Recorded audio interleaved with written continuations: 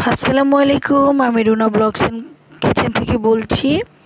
আজকে আপনাদের জন্য খুবই মজার একটা ভাজি নিয়ে আসলাম। এটা হলো ফুলকপি।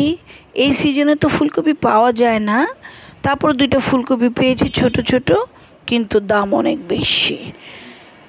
তো এখন আপনাদের জন্য আমি রান্নাটা নিয়ে আসব। আমি কীভাবে রান্না করব আমি আগে কেটে ফেলেছি এবং সব কিছু একসাথে নিয়ে নিলাম। পেঁয়াজ, ফুলকপি দুইটা, আর অনেক বড় বড় চিংড়ি মাছ অনেকগুলো নিয়ে নিলাম। পেঁয়াজগুলো বড় বড় করে কেটে নিয়েছি, আর ফুলকপির একটা কিছু ফেলি নেই, ডাঁটাও ফেলি নেই। কিন্তু অন্য যখন সিজন হয় তখন ডাঁটা কিন্তু আমরা ফেলে দেই, মানে ডাঁটা তখন খাই না ইচ্ছে করে।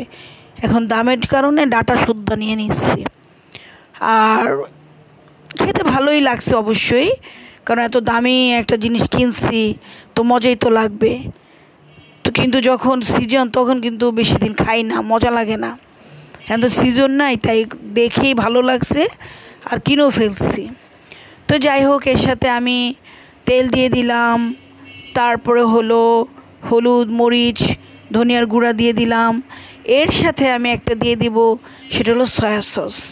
আমি একটু অন্যরকম করে ভাজিটা করছি, কারণ সবসময় একরকম করে করলে ভালো লাগে না। একটু টেস্টটা চেঞ্জ করি, রান্নাটা চেঞ্জ করি। যখন আমার যেটা ইচ্ছে হয় আমি সেভাবে রান্নাটা করে ফেলি। এতে করে দেখা যায় কি রান্নার টেস্টও অন্যরকম হয়, খেতেও বেশ ভালো লাগে।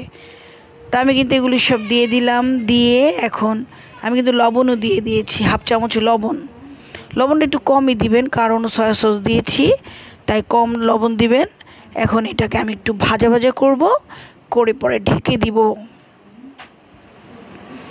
আর এটা কিন্তু আপনারা যারাই আমার ভিডিওটা দেখবেন, দেখা মাত্রই রান্না করে খাওয়ার চেষ্টা করবেন। খেলে বুঝতে পারবেন যে কী মজা লাগে, খেতে অনেক মজা লাগে। কারণ আমরা একটু নতুন তরকারির প্রতি একটু দুর্বল, কিন্তু বেশি শাকসবজি তরকারি এর প্রতি একটু দুর্বলতা আমাদের কাটে। তো যাই হোক, এখন আমি এটাকে সুন্দর করে একটু নেড়ে চেড়ে দিচ্ছি, মাছগুলো একটু ভালো করে ভেজে নিচ্ছি। সয়া সস দিয়েছি, তাই এটার ফ্লেভারটাও অনেক ভালো লাগবে এবং খেতেও মজা লাগবে। ঢেকে দিলাম।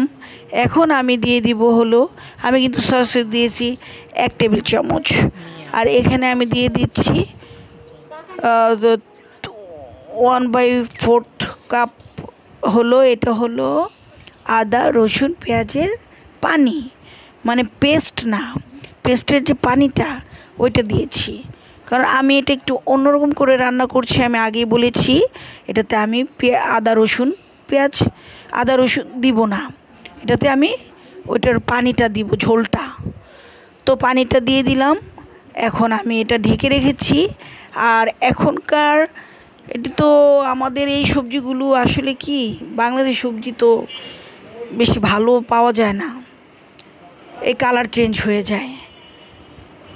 যখন আবার সিজনাল আসবে তখন কিন্তু একদম ফুলকপির কালারটা সেরকম সুন্দর থাকবে। আমি বললাম না, একটা ডাঁটাও ফেলি নাই, ডাঁটা খেয়ে ফেলবো, কারণ দামের জিনিস ফেলতে খারাপ লাগে।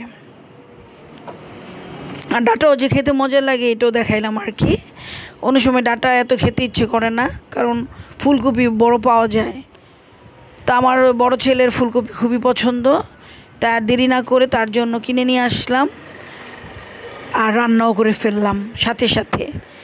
এত মজা করে রান্না করেছি, ওহ কি বলবো, খেলে বুঝতে পারবেন। এমন করেই করলে বুঝতে পারবেন। ধনেপাতা কাঁচামরিচ দিয়ে দিন ইচ্ছে হলে। আর অবশ্যই রুনা ব্লগস এন্ড কিচেনকে অবশ্যই সাবস্ক্রাইব করবেন, লাইকস করবেন, শেয়ার করবেন, ডাউনলোড করবেন, বেল আইকনে টিপ দিয়ে রাখবেন, আর বেশি করে দেখবেন। আর আজকের মতো আল্লাহ হাফেজ।